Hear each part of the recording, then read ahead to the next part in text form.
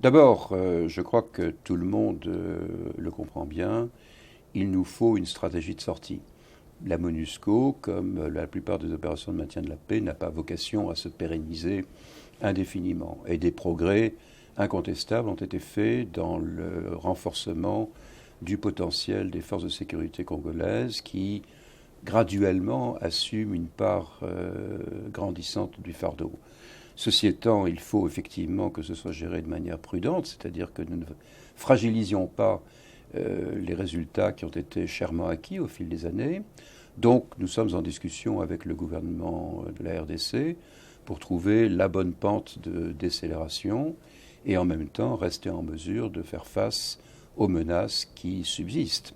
Vous avez raison de le dire, dans l'est du Congo, nous avons les rebelles ougandais de l'ADF, mais nous avons également des rebelles du FDLR qui, il y a quelques jours, ont probablement assassiné une quinzaine de personnes qu'on a retrouvées mortes, égorgées.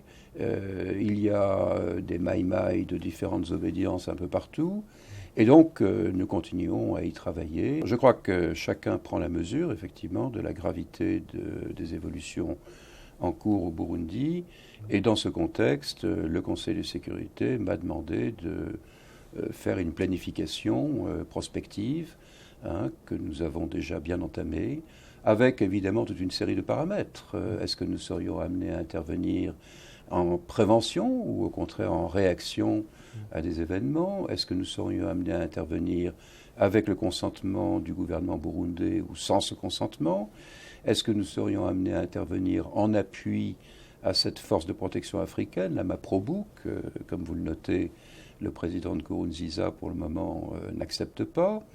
Un des paramètres pour nous, c'est évidemment la réalité qui est que nous avons 20 000 casques bleus en RDC à 30 km de Bujumbura.